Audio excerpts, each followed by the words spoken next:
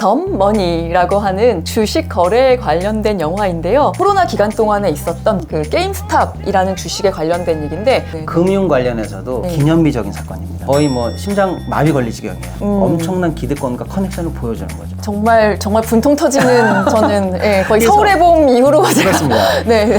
어떻게 하면 좀 돈을 벌 수 있을까요? 너무 이해가 잘 됐어요, 됐죠? 진짜. 안녕하십니까. 윤성은의 모든 날 모든 영화의 윤성은입니다. 오늘 소개해드릴 영화는요, 덤머니라고 하는 주식 거래에 관련된 영화인데요. 저는 지금까지 돈을 버는 것과는 굉장히 무관하게 살아온 사람이기 때문에 주식에 대해서는 정말 아무것도 모르는 사람이라고 할 수 있는데요. 오늘 이런 영화, 주식에 관련된 영화를 볼 때는 어떤 지식이 있어야 되는지 용어 정리와 함께 이 영화에서 다뤄질 또 게임스탑 사건에 대해서 이야기를 해주실 아주 중요하고 아주 바쁘신 게스트 한 분을 모셨습니다. 박시동 경제평론가님, 안녕하세요. 안녕하세요. 네, 와. 네, 불러주셔서 고맙습니다.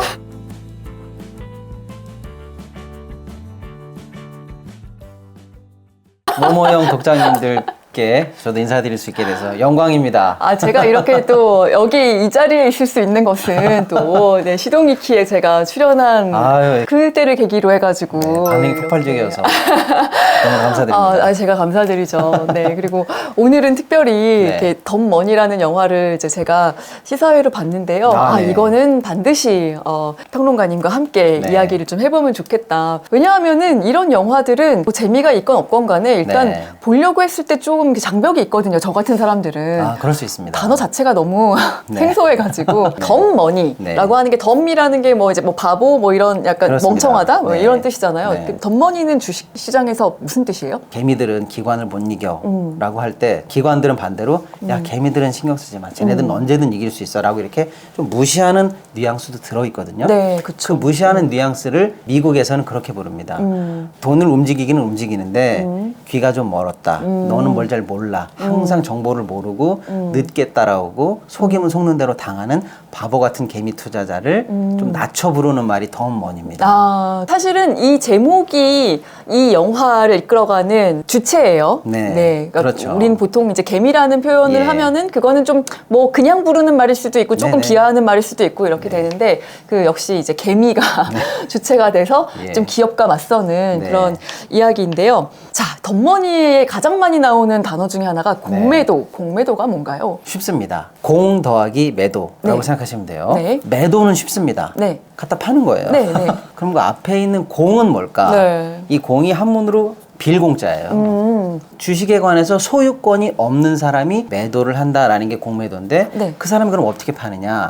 진짜 소유자한테 빌려오는 겁니다. 그것도 가능해요? 네, 윤성 평론가님이 주식 10주를 갖고 있어요. 잠깐 빌려줄래? 평론가님하고 저하고는 대차 관계입니다. 빌려온 걸 갖다가 시장에서 마치 주인처럼 팔아버리는 거예요. 그리고 나서 저는 나중에 빌린 걸 갚아야 되겠죠. 주식으로 갚아야 됩니다. 돈으로 갚는 게 아니고 이렇게 저한테 빌려줬으니까 그럼 제가 시장에서 나중에 다시 주식을 삽니다. 사서 평론가님한테 드리는 거죠. 아까 빌려준 거 잘 썼어? 이러면서 갖다 줍니다. 요게 공매도의 관계입니다. 그래서 정확하게 해설하면 이겁니다. 차입 공매도. 이게 합법적인 공매도고요. 빌려오지도 않았어. 그러면 무차입 공매도죠. 이거는 불법이에요. 그러니까 우리나라에서 얘기하고 있는 공매도 그리고 우리가 방금 주제로 잡은 그 영화 덤머니에서 나오는 공매도는 다 차입 공매도입니다. 어쨌든 불법은 아닌 거죠. 그렇죠. 그런데 이제 그런 생각을 해보실 수가 있겠어요. 아니 근데 왜 그런 제도가 필요한 거야? 왜 시끄러운 거야? 라고 하시면 만약에 평론가님께서 어떤 주식을 딱 찍어서 분명히 오를 것 같아. 그럼 어떻게 해야 돼요? 사면 돼요. 사야 돼. 돈 있으면 사겠죠. 사면 돼요. 그럼 반대로 분명히 떨어질 주식이야. 그러면 어떻게 해야 될까요? 빨리 팔아야죠. 하루라도. 그렇지. 근데 만약에 평론가님이 갖고 있으면 팔아야 돼요. 그렇게 갖고 있지 않은 사람은 떨어질 거라는 생각을 하는 나는 어떻게 시장에 참여할 수가 있을까? 구경만 하다 끝나야 되나?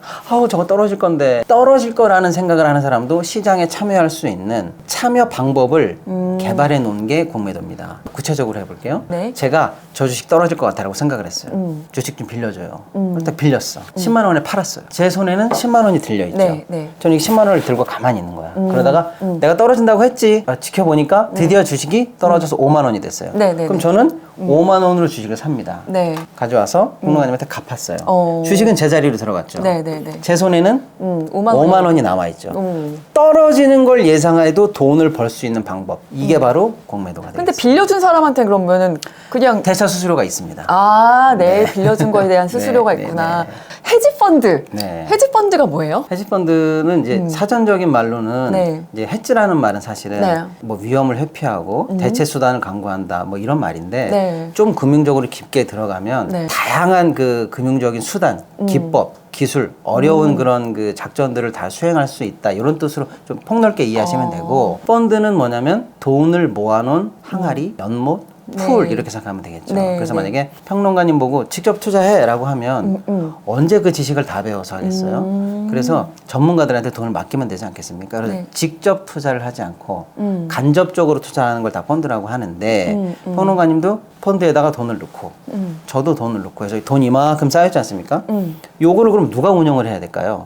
나름 아까 방금 말씀드린 기술과 해지 수단과 다양한 전략 방법을 쓸 수 있는 전문가들이 요걸 운영하게 돈을 모아서 모은 돈을 가지고 전략적이고 아주 공격적으로 투자해서 수익을 내고 그 수익을 가지고 수익자들에게 다시 분배해주는 요런 툴, 네. 요런 상품, 요런 구조를 펀드라고 헤지펀드라고 합니다. 아, 그래서 그 뭐 헤지펀드 네. 운영하는 운영사들이 네. 있는 거죠. 그렇죠. 네. 제가 거기 출신이 아니에요. 그렇군요. 네, 펀드 출신입니다. 엄청난 네네네. 엘리트. 아니, 엘리트는 아니고요. 엘리트죠, 네네. 진짜.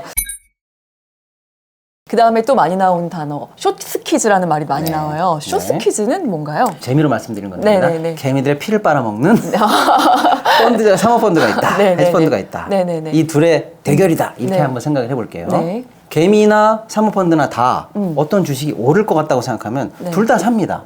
이러면 대결이 안 돼요. 안 되는데 대결이 된다는 건 뭘까요? 둘의 생각이 달라야 대결이 되겠죠. 그렇죠, 그렇죠. 제가 사모펀드, 헤지펀드 할게요. 네, 네. 저는 개미. 윤평론가님은 이 주식이 네. 오를 거야 라고 생각하고 계세요. 네, 근데 저는 쓰레기 주식 떨어질 거야. 그러면 저희가 아까 배운 용어처럼 저는 어떤 전략을 써야 돈을 벌까요? 공매도 전략을 쓰기로 마음을 딱 먹습니다.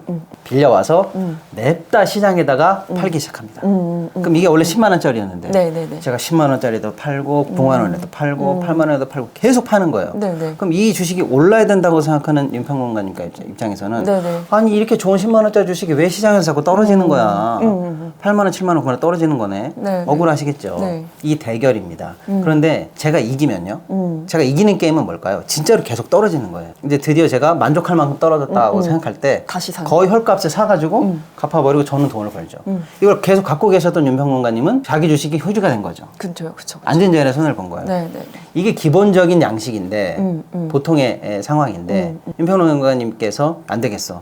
내가 보니까 이건 좋은 주식인데 저 나쁜 헤지펀드들이 맨날 공격해서 내 주식을 떨어뜨려가지고 네. 지들은 돈을 벌고 내 주식은 휴지가 됐어. 이건 참을 수 없지. 네. 라고 생각해서 혼자는 못 이겨. 윤평론가님이 여러 세력을 만드는 거예요. 그래서 이렇게 얘기하죠.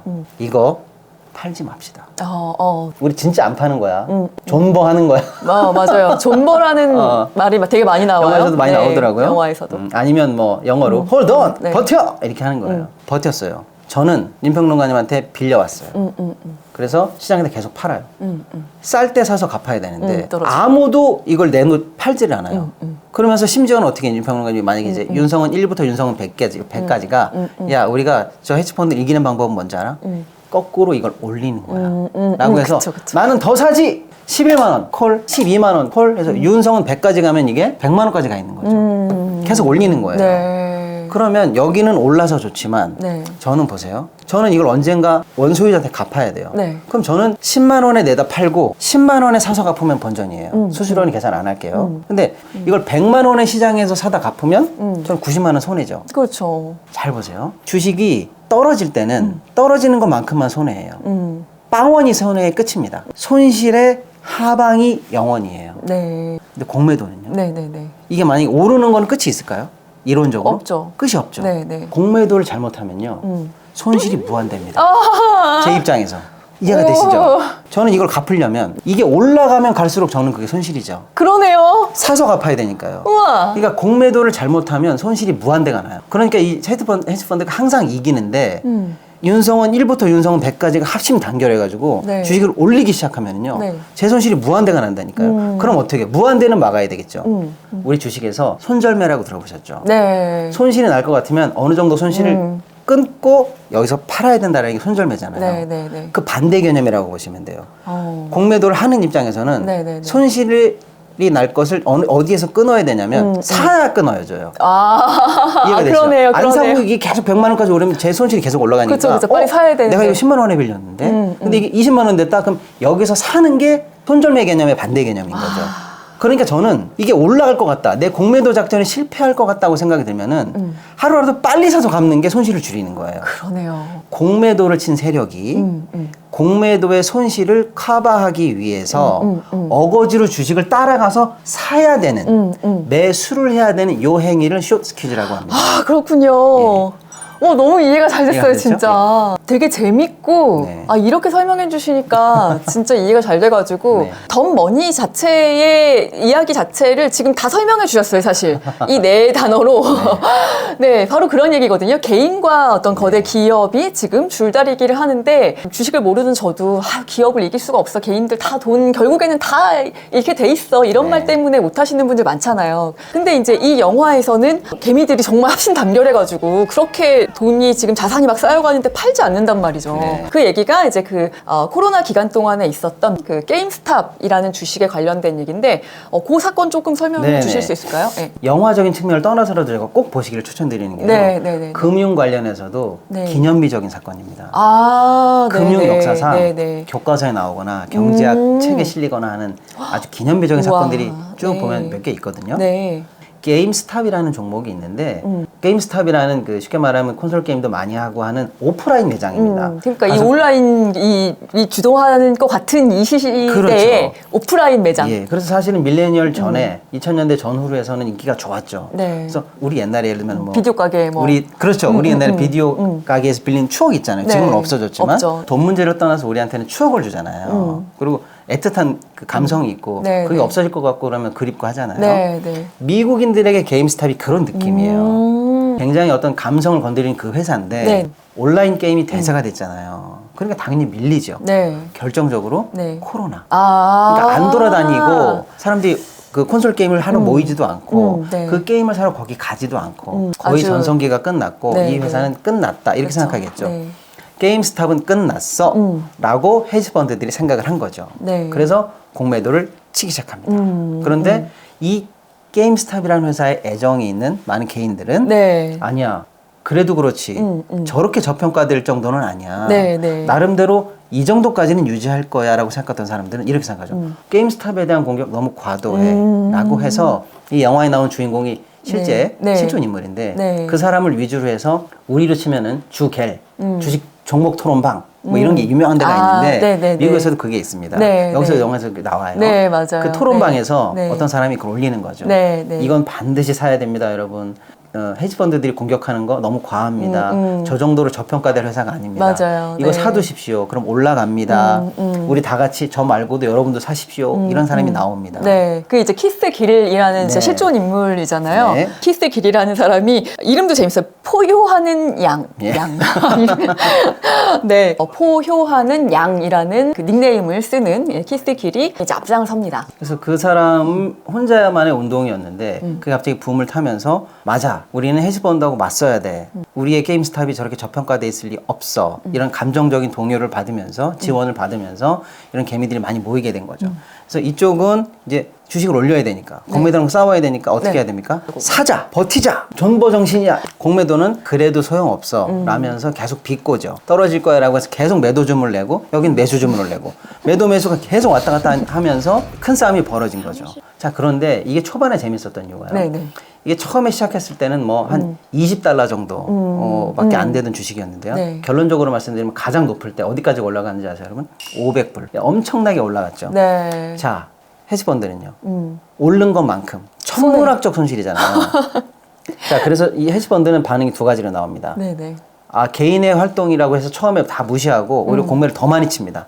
더 떨어뜨리려고요. 오. 그렇게 해서 처음에는 이길 것처럼 보이는데 이 운동이 점점 힘을 받고 야, 개인 이길 것 같아 라고 하는 게 더 많이 가담이 되면서 네. 이제는 큰일 났다. 네. 라고 하면서 쇼트 스퀴즈가 나오죠. 네. 쇼트 스퀴즈가 나왔다는 건 뭐예요? 공매도를 포기했다는 겁니다. 그쵸. 빨리 사서 물량을 털고 손 철겠다는 거예요. 네. 그렇게 해서 큰 손 몇 개가 쇼트 스퀴즈 나오면 공매도 털었다는 얘기가 나오죠. 더 신이 나죠. 더 올리죠. 네. 더 올립니다. 네. 그런데 이제 여기서 아니야, 우리는 끝까지 개미를 이길 수 있어 라고 했던 회사가 있습니다. 네네. 대형 헤지펀드사 멜빈 캐피털. 네. 얘네가 이제 영화에서 끝까지 좀 버텼던. 그렇습니다. 네, 그 회사인데요. 네. 그 회사도 나중에는 파산이 될 정도로 해서 개인이 이겼나 봐. 행복한 뭐 동화 같은 결말이래. 라고 했으면 재미가 없었겠죠. 네. 저는 좀 통쾌하긴 했을 것 같은데. 네. 아무튼. 거기까지는 통쾌합니다. 네. 여기까지는 통쾌한데 늘 동화 같은 건 영화에서만 나오는 거고 실화에서는 씁쓸함이 있지 않습니까? 근데 제가 이 영화를 보고 참 좋은 포인트라고 생각했던 것은 네. 그 헤지펀드 네. 또 헤지펀드랑 연관된 그 뉴욕 월가의 네, 나쁜 큰 손들. 카르텔 또 정치계랑 연관된 그런 어떤 비밀의 큰 손들의 어떤 커넥션들 네. 이런 거의 단면을 이 영화가 보여줍니다. 예를 들면요 올리느냐 내리느냐 이 싸움이 이 차트 보시면요 5분 봉을 제가 보여드릴게요. 그래프를. 네. 거의 뭐 심장 마비 걸릴 지경이에요. 5분 단위로 30달러에서 200달러까지 왔다 갔다 합니다. 진짜. 5분 전에 판 사람은 30에 팔고 5분 있다 판 사람은 200에 사고 이런 정도로 사고 팔고가 전쟁처럼 벌어지는 네. 드라마틱한 일이 벌어집니다. 네. 자 그런데 결론적으로는 헤지펀드가 질 것 같죠. 졌으면 좋겠지만. 졌으면 질 것 같으니까 네. 이 헤지펀드는 여기에 돈을 넣는 수익자들이 있죠. 네. 이 헤지펀드에 돈을 넣은 가장 큰 투자자가 왕손이라고 해볼게요. 네. 그 왕손은 방금 이 개미들이 가장 많이 거래하고 있는 주식 플랫폼에도 큰 손이에요. 플랫폼이요? 예. 그러니까 여러분 로빈후드라고 로빈후드라고 하는 그 주식 네. 플랫폼. 이거 여러분이 사고 팔고 하는 HTS. 그러니까 우리 뭐 주식 KB금융 뭐 그렇습니다. 예. 그 앱인데요. 그 앱에도 큰 손입니다. 그래서 이 큰 손은 이렇게 결정하죠. 개미하고 지금 싸워가지고 기관들이 다 작살나고 있는데 당신 가만히 있을 거야? 라고 해서 압력을 넣죠. 금융계 사상 초유의 일이 벌어지는데 네. 이 개미들은 잘 들어보세요. 이기려면 어떻게 해야 됩니까? 사고 버텨. 그쵸. 사고 버텨가 전략이죠. 네. 그래서 이 큰 손의 압력에 굴복한 이 플랫폼에서 네. 개미들의 매수 버튼을 정지시킵니다.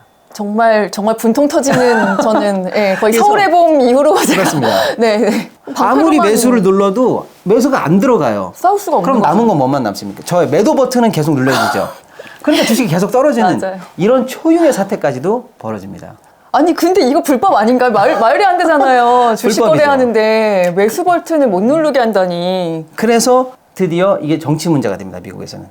그래서 미국 의회에서 청문회도 열립니다. 네네. 그 영화에도 나오죠. 네, 그래서 방금 말씀드린 그 주인공 길이라는 키스 사람도 길. 나오고 네. 그 왕서방 제일 큰 손 그 사람도 나오고 스티브 코엔. 예, 그다음에 멜빈이라는 펀드의 총책임자 사장도 나오고 네. 주식 플랫폼 매수 네. 버튼을 없애버렸던 그 플랫폼도 청문회 출석해서 이 네. 사건의 전말이 어느 정도는 밝혀지기도 합니다. 근데 네. 결과적으로 네. 그 일로 처벌은 아무도 안 받았죠? 네, 뭐 회사는 없어졌고 회사는 없어졌고요. 예, 청문회는 네. 불려갔고 네. 하지만 뭐 형사적으로는 아직 조금 처벌이 안 되는 것 같아요. 왜냐하면 이유를 뭐 이렇게 되겠죠. 뭐 사이드카 같은 걸 발동한 겁니다라고 면피를 하는데 네. 그거는 당국이 하는 거고 그쵸. 민간인 네가 왜 사이드카를 발동하니? 그러니까 말이 안 되잖아요. 말이 안 되는 건데 아무튼 네. 그런 핑계를 대고 넘어가는데 이렇게 넘어갔다는 것 자체가 월가의 엄청난 기득권과 커넥션을 보여주는 거죠. 네. 그러니까 이 영화에 확실하게 나오는 게 네. 정말 이 스티브 코엔 같은 사람은 여기저기 주식이 다 있는 그러니까 지금 뭐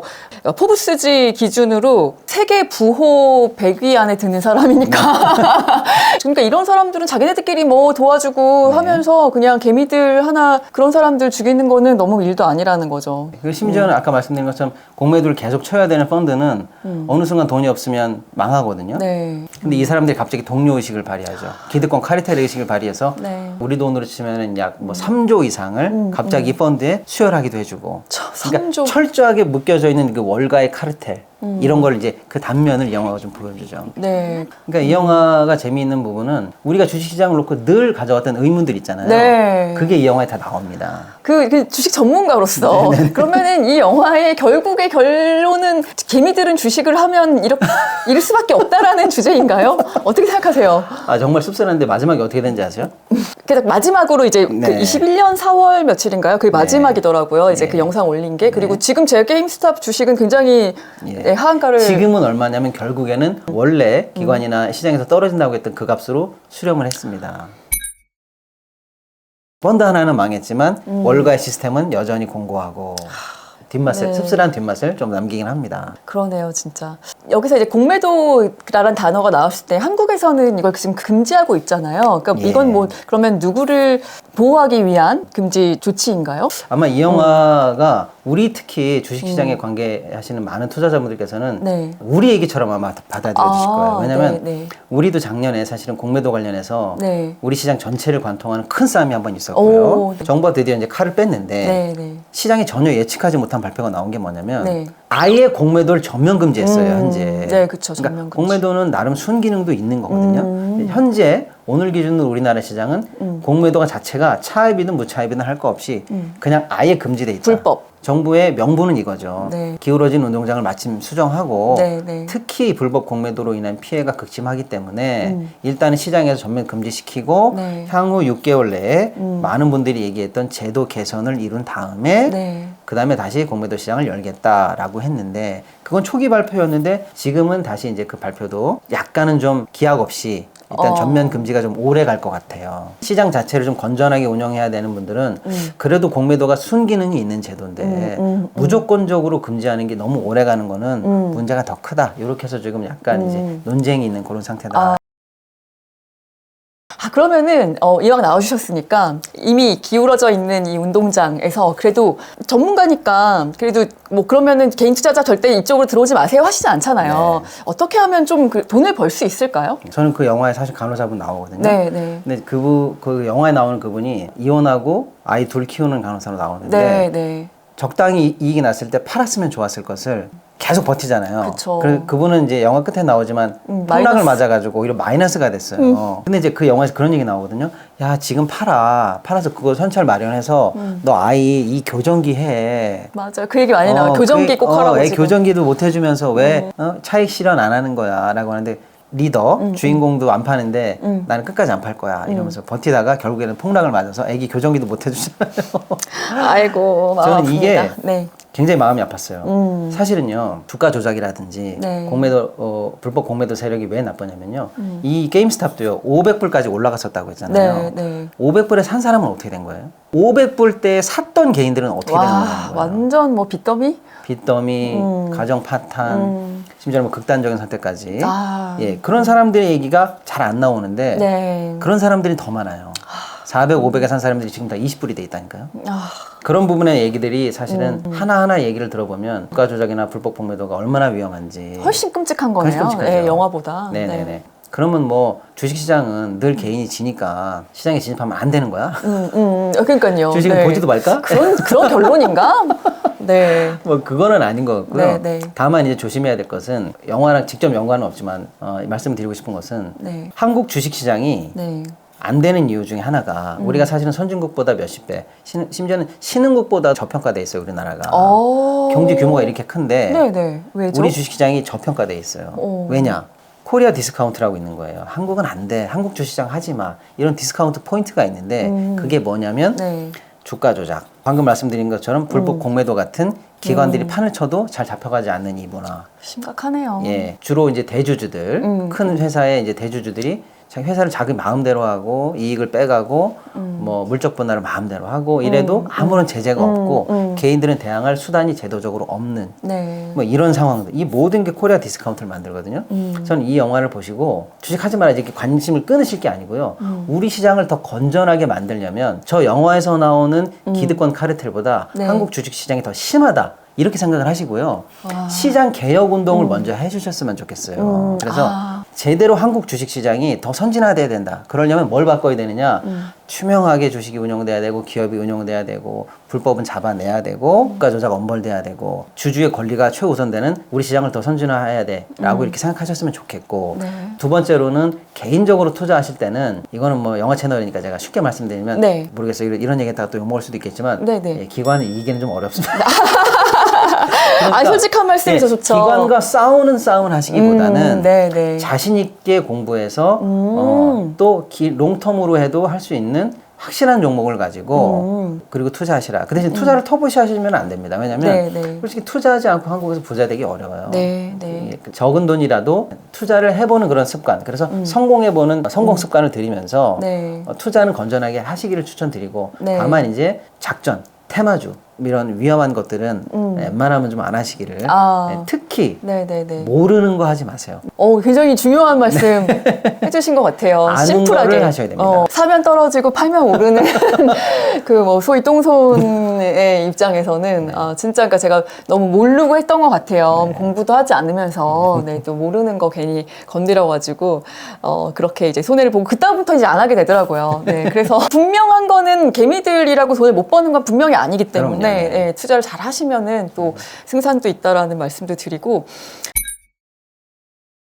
이 영화의 어떤 실제 사건을 잘 모르고 있던 저로서는 이 영화가 이제 앞으로 어떻게 될 것인가 봤을 때 흥분할 수 있었던 부분 지점이 개인들이 막 거기 보면 뭐 대학생들도 있고요.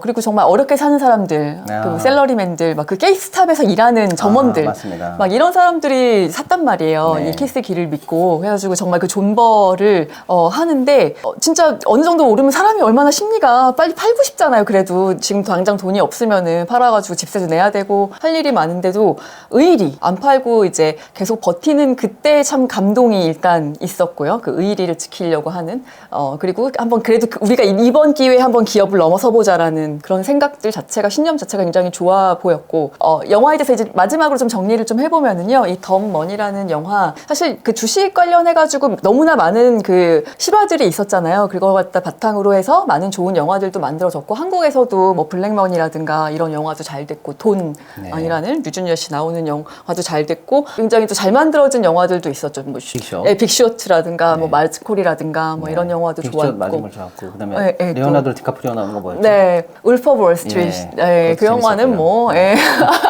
약으로 끝나는 약으로 같은 주식 영화인데 행복한 영화도 있어요. 윌 스미스 나오는 행복을 찾아서 라는 영화도 있습니다. 뭐 그런 영화들 많이 있는데 뭐 그런 영화들에 비하자면 이 영화는 조금 작은 규모로 만들어졌고 뭐 아주 뭐 작품성이 너무 뛰어나다 막 이렇게 할 수는 없지만 저희가 이제 강조했던 그런 부분들이 나온 영화라서 돈 버는데 관심 있으신 분들은 좀 다 보셨으면 좋겠어요. 주식을 조금이라도 아시는 분들 말고 저희가 용어 정리 다 해드렸으니까 한번 이걸 정리하고 보시면 꽤 의미가 있는 작품이 될 거라고 생각하고 폴 다노는 우리가 잘 아는 배우잖아요. 뭐 봉준호 감독님 영화에도 출연을 했었고 했기 때문에 감독이 이제 크레이그 길레스피라는 감독인데요. 크레이그 길레스피 감독은 저는 다른 영화는 잘 몰라도 내겐 너무 사랑스러운 그녀라는 그 감독님이십니까? 그 영화를 제가 너무 좋게 봤기 때문에 한번 찾아보시면 좋을 것 같습니다. 오늘 나와주셔서 감사드립니다. 감사합니다. 감사합니다.